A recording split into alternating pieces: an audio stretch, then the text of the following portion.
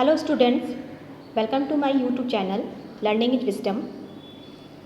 आज के वीडियो में मैं क्लास 7 साइंस चैप्टर 4 जिसका नाम है हिट को कंटिन्यू करूंगी। फर्स्ट वीडियो में हमने क्लिनिकल थर्मामीटर के बारे में बताया था एंड सेकंड वीडियो में मैंने लेबोरेटरी थर्मामीटर के बारे में बताया था एंड आज की जो वीडियो है वो थर्ड वीडियो है, ठीक है, पार्ट थर्ड वीडियो है जिसमें मैं ट्रांसफ़र ऑफ हिट के बारे में बताऊंगी कि इसमें हिट का ट्रांसफ़र कैसे होता है, कौन से ऐसे मीडियम हैं जो रिस्पॉन्सिबल होते हैं हिट के ट्रांसफ़र में, ठीक है। तो आज मैं पढ़ाऊंगी ट्रांसफ़र ऑफ हिट। इसे देखने के लिए जो ऐसे कैंडिडेट जो नए हैं हमारे चैनल में वो हमारे चैनल को सब्सक्राइब जरूर करें, ठीक है। Now start. तो you might have observe that a frying pan become hot when kept on a flame. जैसे कि आपने देखा होगा कि जब किसी बर्तन को हम किसी फ्लेम पे रखते हैं या किसी जलने वाली जगह पे रखते हैं तो वो क्या हो जाता है, जल्दी गर्म हो जाते हैं, ठीक है।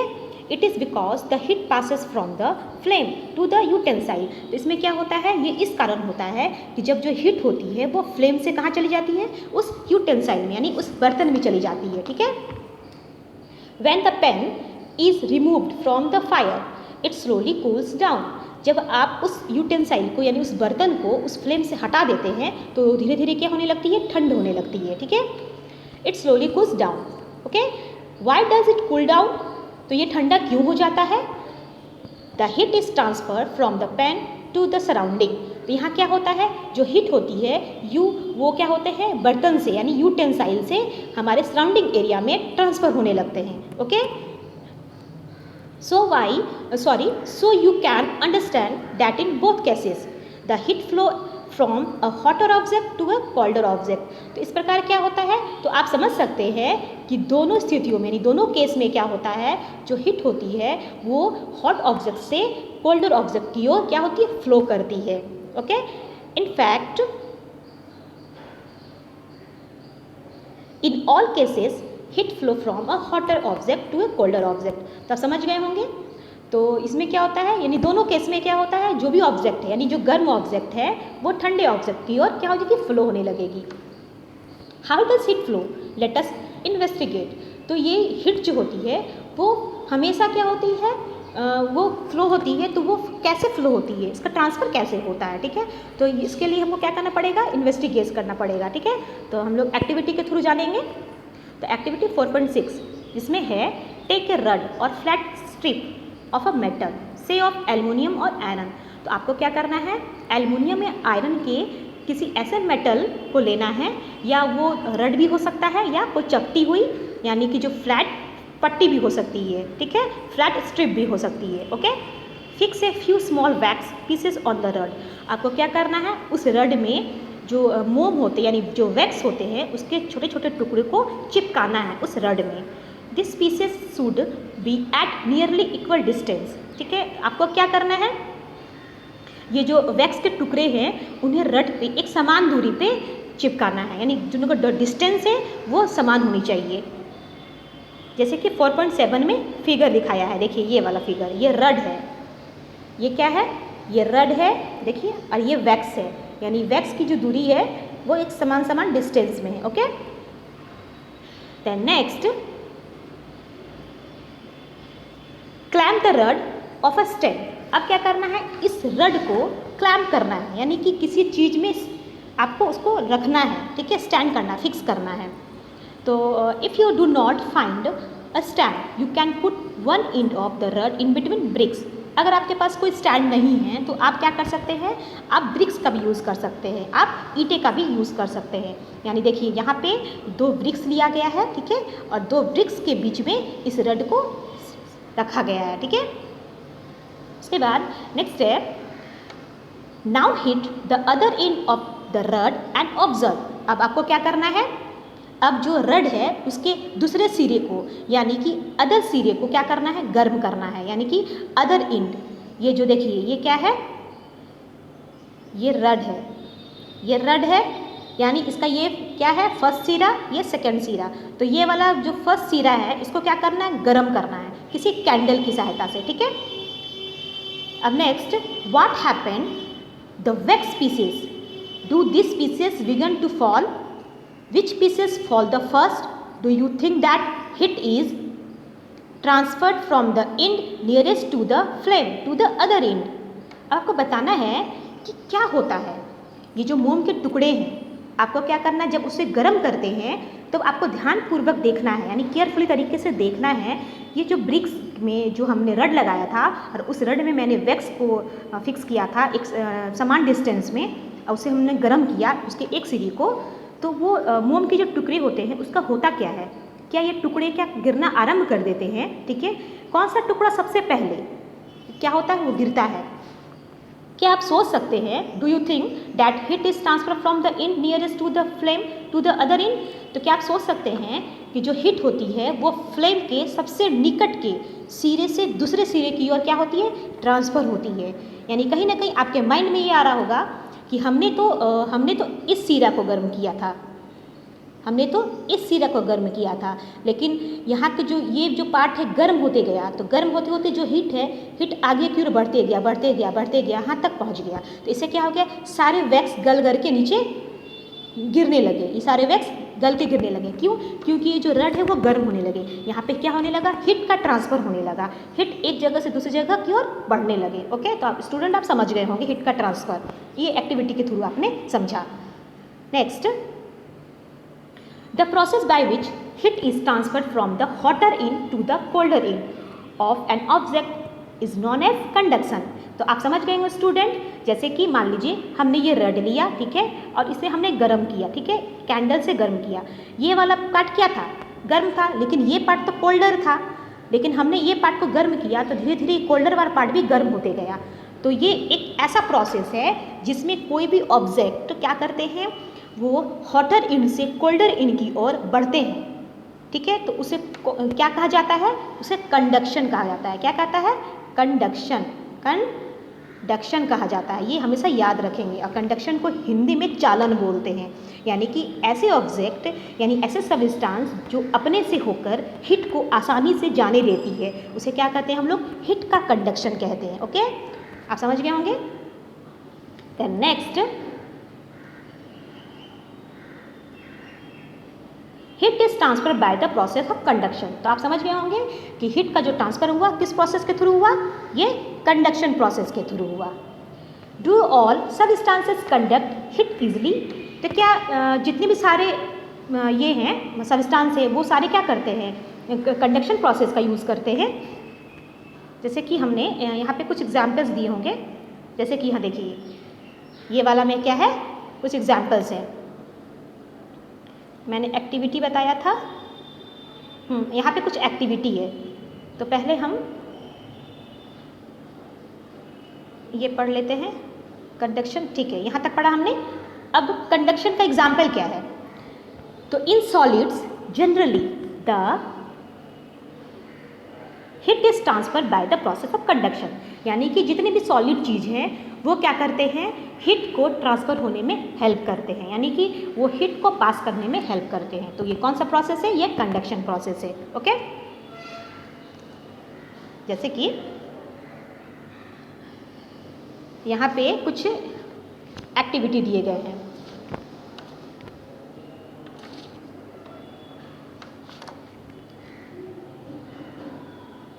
देखिए, do all the substances conduct heat easily.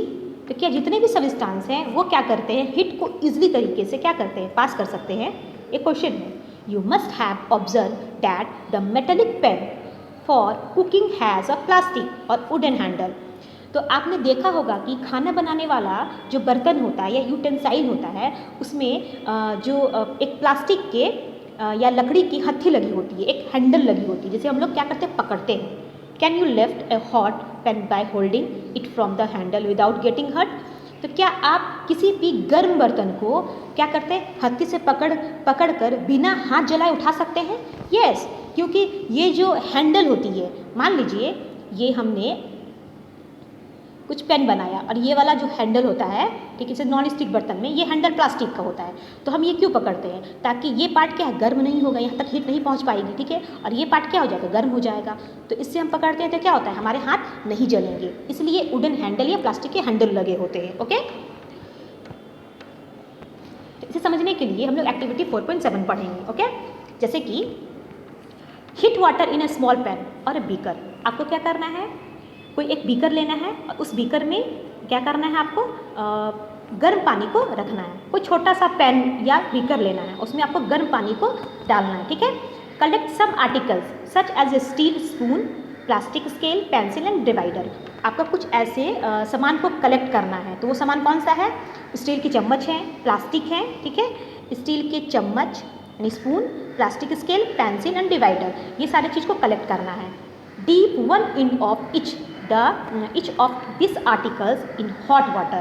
तो आपको क्या करना है, ये सारे जो आर्टिकल्स हैं उनके एक पार्ट को आपको क्या करना है, गर्म पानी में डुबो देना है, ठीक है। तो wait for a few minutes, ठीक है। Touch the other enter you observation in table. तो आपको क्या करना है, जब पानी में आप डुबाएंगे तो उसे कुछ देर तक आप वेट करेंगे। उसके बाद वेट करने के बाद आप क्या करेंगे, उसके अदर एंड को छू कर देखेंगे, टच करके देखेंगे, तो आपको क्या फील होता है, आपने क्या ऑब्जर्व किया, क्या ऑब्जर्वेशन हुआ, तो आपको उसे टेबल में लिखना है, ओके, टेबल बना के लिखना है। The materials which allow heat to passes through them easily are conductor of heat. यानी कि ऐसा मटेरियल्स जो हीट को क्या करते हैं, आसानी से जाने देते हैं, उसे हम लोग क्या करते हैं, हीट का कंडक्टर कहते हैं। जैसे फॉर एग्जाम्पल, तो कौन से एग्जाम्पल है, जैसे एल्युमिनियम, आयरन, कॉपर, ये सारे क्या है, हीट के कंडक्टर के एग्जाम्पल है। यानी कि एल्युमिनियम को गर्म करने पे क्या करते हैं, ये हीट को पास करने देते हैं, आयरन भी हीट को पास करने देते हैं, कॉपर भी हीट को पास करते हैं। तो ये क्या हो जाएगा, हीट का गुड कंडक्टर कहलाएगा, ठीक है, okay. The materials which do not allow heat the passes through them easily are poor conductor of heat such as plastic and wood. तो ऐसे सब्सटेंस जो क्या करते हैं, अपने से होकर हीट को आसानी से जाने नहीं देते हैं, उसे क्या करते हैं हम लोग, उसे हम लोग पुअर कंडक्टर कहते हैं, ठीक है। आर नॉन एज इंसुलेटर, यानी पुअर कंडक्टर, यानी वो हीट का क्या है, पुअर कंडक्टर, बैड कंडक्टर है। यानी कि जैसे प्लास्टिक, वुड, हमने अभी भी बताया था कि खाना बनाने वाले बर्तन में लकड़ी के या वुड या प्लास्टिक के कुछ हत्थी लगे होते हैं, हैंडल लगे होते हैं, तो हम लोग क्यों पकड़ लेते हैं उसको, क्योंकि वो गर्म नहीं होते हैं, ओके। इसीलिए वो क्या होता है, वहाँ तक हीट नहीं पहुँच पाती है, इसलिए वो बैड कंडक्टर होता है, यानी पुअर कंडक्टर होता है, जैसे कि प्लास्टिक, वुड, ठीक है। और हम लोग पुअर कंडक्टर को क्या बोलते हैं, इंसुलेटर के नाम से जानते हैं, इंसुलेटर। तो इंसुलेटर को क्या बोलते हैं हम लोग, उष्मारोधी, यानी कि हीट को रोकने वाला, उष्मा को रोकने वाला, ओके। जैसे यहाँ पे कुछ, जैसे कि देखिए यहाँ पे फिगर में बताया गया, देखिए यहाँ पे फिगर में कुछ सामान जो कलेक्ट किए गए थे, conduction of heat by different materials. देखिए इसमें कौन कौन सा मटेरियल है, इसमें स्केल है, पेंसिल है, चम्मच है, यानी ठीक है।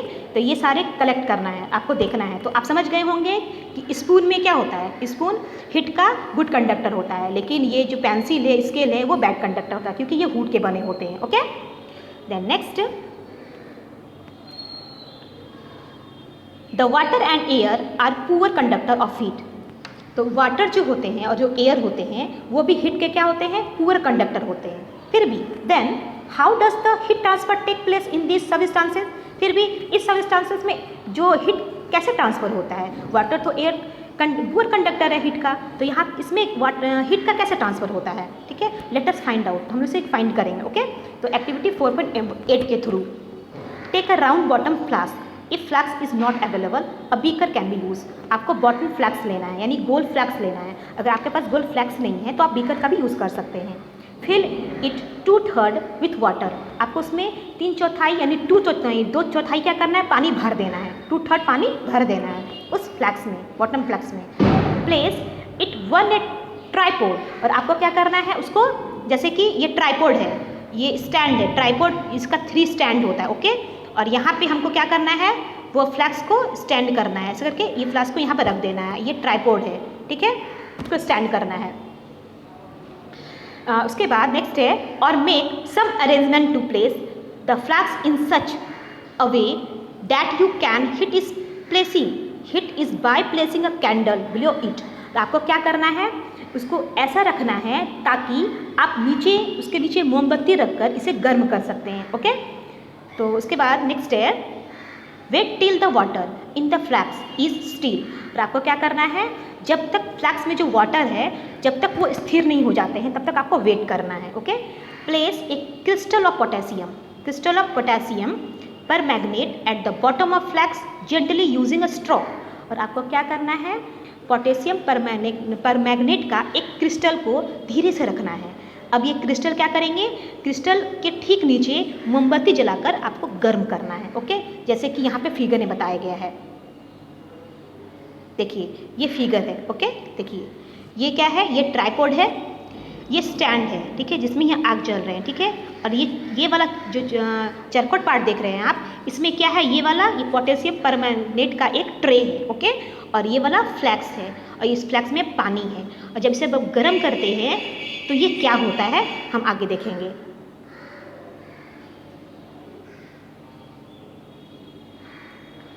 इसके बाद क्या करना है आपको, bottom flask gently using a straw. Now hit the water by placing the candle just below the crystal. आपको क्या करना है, अब मोमबत्ती जला के उसे गर्म करना है। ओके, तो right your observation in your notebook and also draw a picture of what you observe. और आपको क्या करना है, इसे अपने नोटबुक में लिखना है। आप जो कुछ देख रहे हैं उसको आपको देखना है, नोटबुक करना है, उसका चित्र भी बनाना है। Okay, when water is heated the water near the flame gets hot. जब आप वाटर को गर्म करते हैं तो जो फ्लेम होती है, फ्लेम के आसपास का जो वाटर होता है वो गर्म होने लगता है। ओके, यानी हॉट वाटर राइज अप, और वहाँ का जो गर्म वाटर है वो ऊपर की ओर उठने लगता है, जैसे आप जलाते हैं वहाँ पे। The cold water from the sides moves down toward the source of heat. और इसके पास क्या होता है कि इसके अगल बगल का जो ठंडा पानी है यानी ठंडा वाटर है वो क्या करने, वो भी धीरे धीरे गर्म होने लगते हैं। ठीक है, this water also gets hot and rise. और क्या होते हैं, ये भी वाटर, जो ठंडे वाटर थे वो धीरे धीरे वो भी गर्म होने लगते हैं और ऊपर की ओर उठने लगते हैं, जैसे कि आप फिगर में दिखाया। देखिए ये फिगर में दिखाया है, देखिए ये पानी गर्म हो रहा है ऊपर, क्योंकि ये वाला पार्ट क्या है, ये वाला पार्ट पहले पानी का ये वाला पार्ट गर्म होता है, फिर इधर का जो पानी है वो ठंडा रहता है। लेकिन जब ये गर्म होगा तो धीरे धीरे यहाँ का पानी भी ठंडा होने लगेगा और एक टाइम ऐसा आएगा कि पूरा पानी गर्म हो जाएगा। ओके,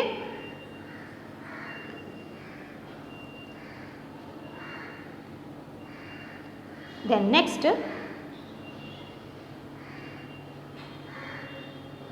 आपको नोटिस करना है कि आपने क्या किया। अब जो वाटर गर्म हो जाएंगे वो धीरे धीरे क्या होने लगेगा, एक टाइम ऐसा आएगा कि वहाँ का पानी पूरा गर्म होने लगता है।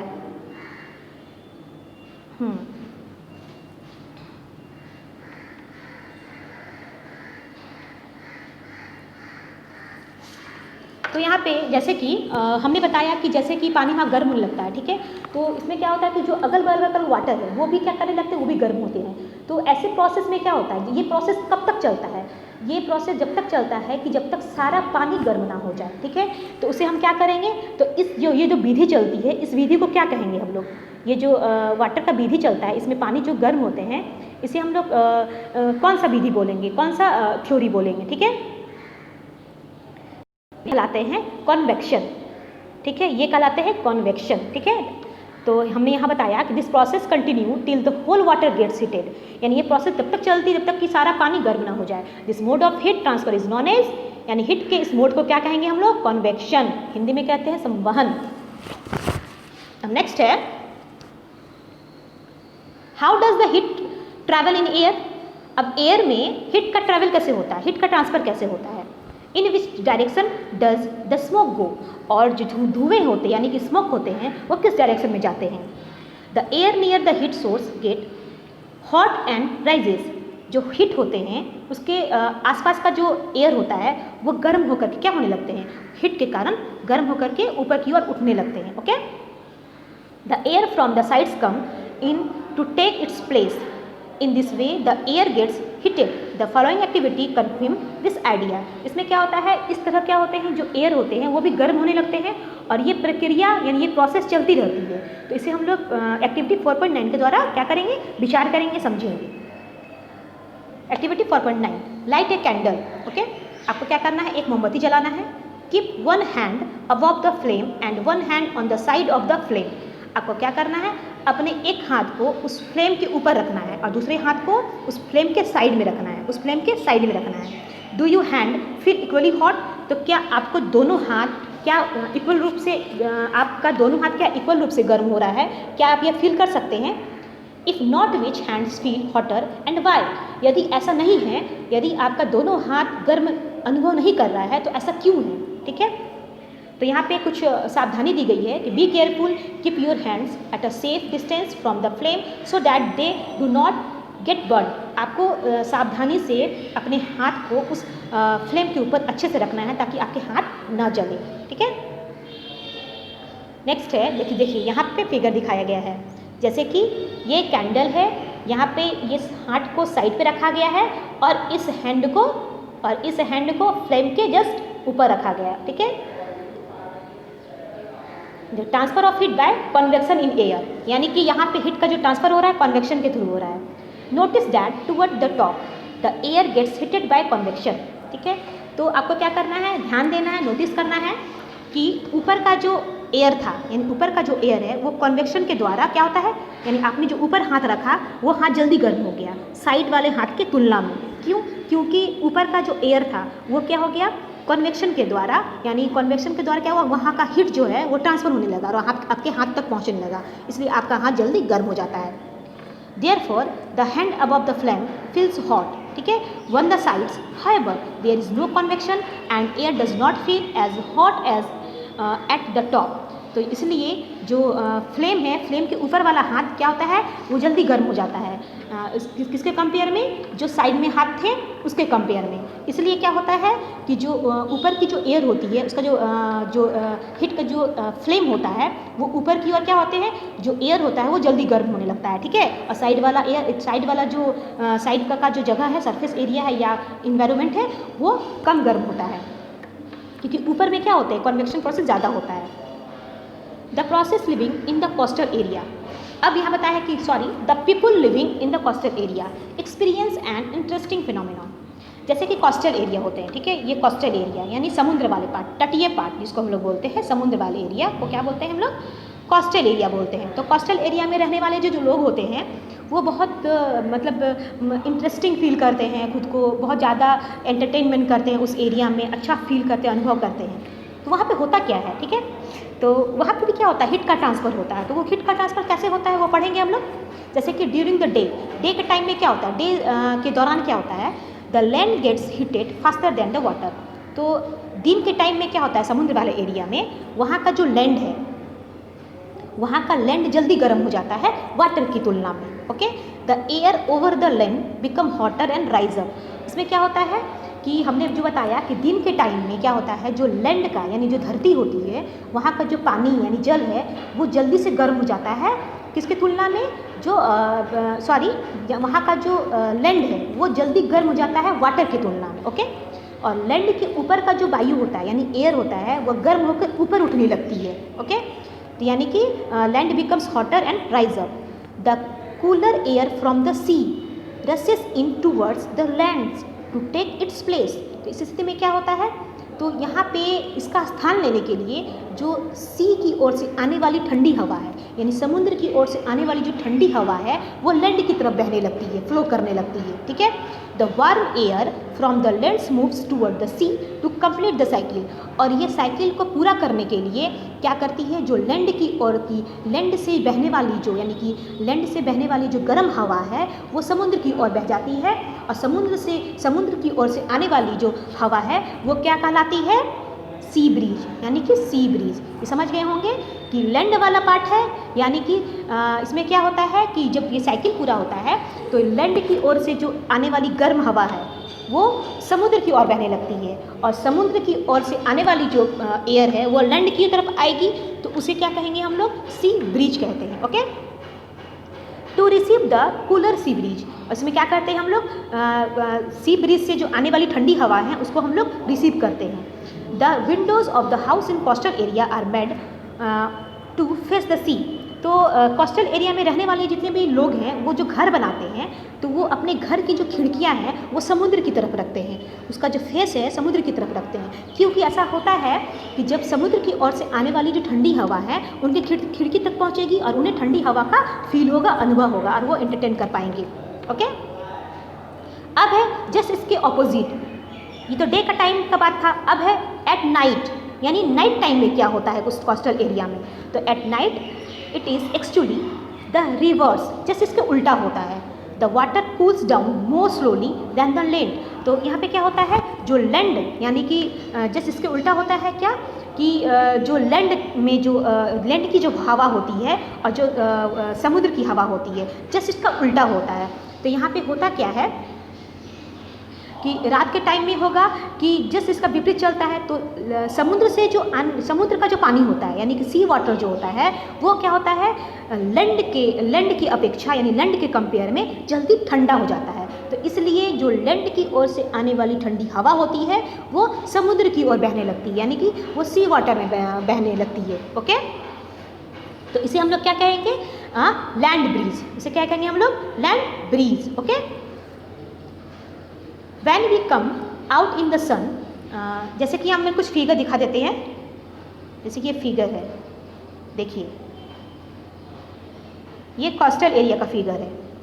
जैसे कि ये है डे टाइम का, ये है डे टाइम का फिगर, ये है नाइट टाइम का फिगर। देखिए डे टाइम में क्या हो रहा है, जैसे ये हाउस है, ये सी वाटर है, ये लैंड है। तो हमने बताया था कि डे टाइम में क्या होता है, सी वाटर से जो ठंडी हवा चलती है वो लैंड की तरफ जाती है, ठीक है। लेकिन नाइट टाइम में क्या होता है, लैंड की जो हवा है वो सी वाटर की तरफ जाती है, ठीक है। जस्ट इसको उल्टा होता है, यानी कूल से हॉट, हॉट से कूल। ओके, देन नेक्स्ट है, तो आप समझ गए होंगे कि कोस्टल एरिया में क्या होता है, डे टाइम में और नाइट टाइम में कैसे हीट का ट्रांसफ़र होता है, यानी कि हीट में जो एयर के थ्रू जो हीट होती है वो कैसे ट्रांसफ़र करते हैं, ठीक है। When we come out in the sun we feel warm. जब आप धूप में खड़े होते हैं तो आपको कैसा फील होता है, गर्माहट फील होती है। How does the heat from the sun reach us. तो जो सन से आने वाले हीट है आप तक कैसे पहुंच पाते हैं, ठीक है, यानी हम लोग तक कैसे पहुंच पाते हैं। It can not reach us by conduction और convection as there is no medium such as air in most part of the space between the earth and the sun. तो यहाँ पे आपको ये नहीं सोचना है कि आपके तक जो हीट पहुँचा सनलाइट के थ्रू तो कंडक्शन और कन्वेक्शन मीडियम के थ्रू पहुँचा, ठीक है। तो ये पहुँचता कैसे है, ठीक है, यानी कि जब जो सनलाइट से हीट हमारे तक पहुँचा तो उसके लिए कौन से मीडियम थे, कन्वेक्शन तो थे नहीं, कंडक्शन तो थे नहीं, तो हीट पहुँचा कैसे हमारे तक, ठीक है। तो आगे पढ़ते हैं।